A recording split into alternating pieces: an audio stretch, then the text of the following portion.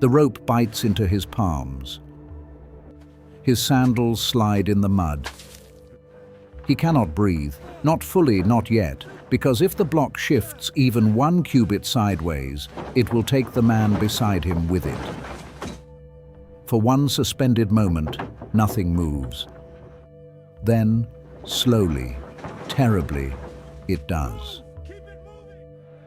Here is something most people never tell you about the Great Pyramid of Giza. It was not built by slaves, not by one mysterious civilization, not by any force other than roughly 20,000 ordinary Egyptians, farmers, stonemasons, haulers, bakers, organized with a precision that would embarrass a modern construction company. You have spent your entire life looking at photographs of that pyramid and thinking you understood it. You don't. Not yet. Because the real story isn't in the stone, it's in the hands that shaped it. His name is Nakht. He is a stonemason and block hauler assigned to a crew who call themselves the Friends of Khufu, a name they scratched into limestone with genuine defiant pride. He has been at Giza for 3 weeks. He has 7 days left of his rotation, and today is the hardest day of his life. His day begins before sunrise because the desert has 2 personalities. In the first hours of morning, it is almost merciful. Cool air rolling off the limestone plateau, the sky above shifting from deep purple to hammered copper.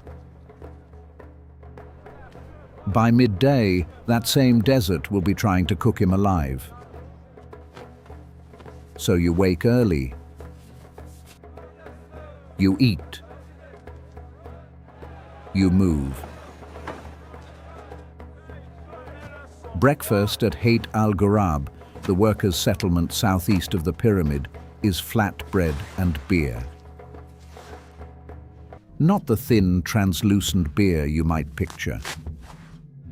This is something closer to liquid grain porridge, thick with nutrients, low enough in alcohol to drink all day without losing your footing.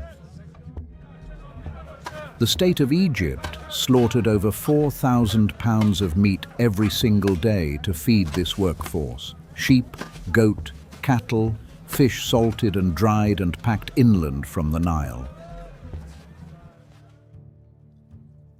By the standards of a typical Egyptian farmer's table, which meant mostly grain and onions, working on the pyramid was, nutritionally speaking, one of the best deals in the ancient world.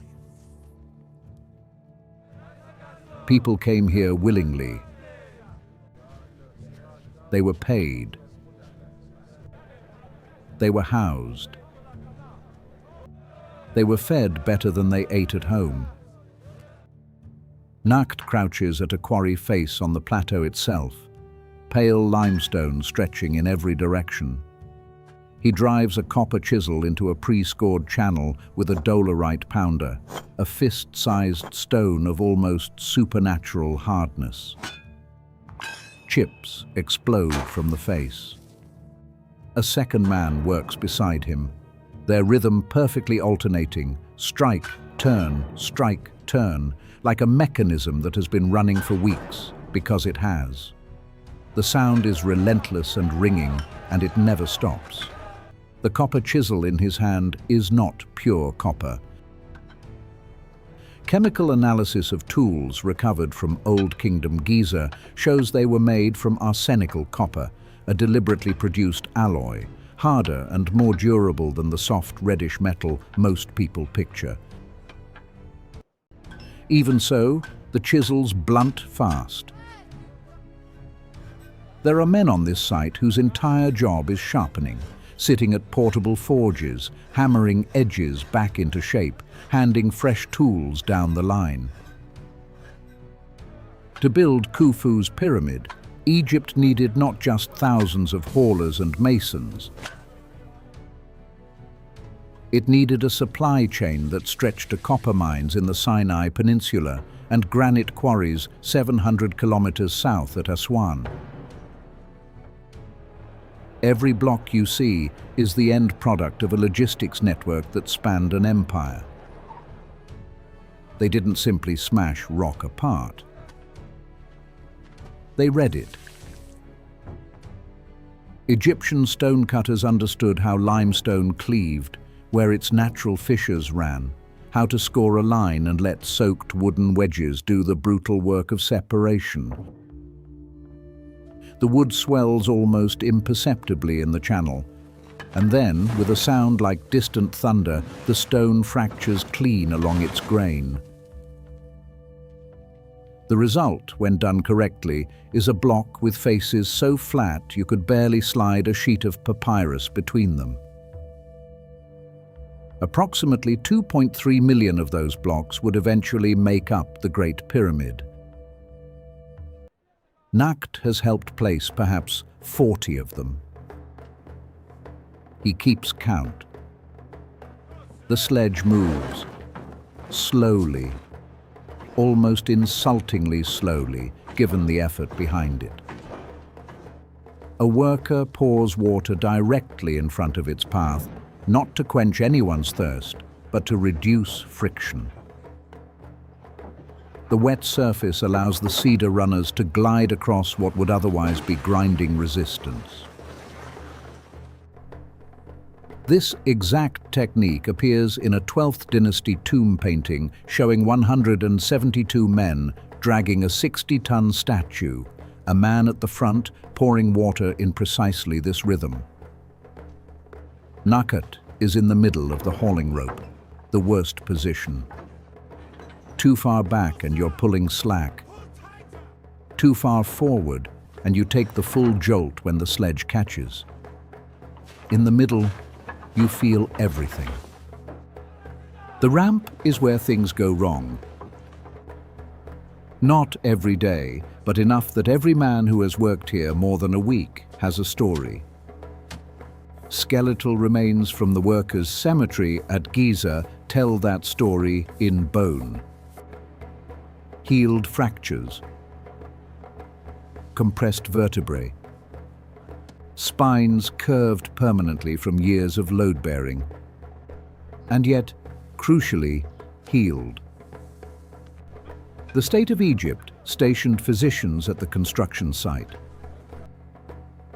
Evidence of successful bone realignment, amputations and treatments for crush injuries appear in the skeletons of men who went back to work afterward.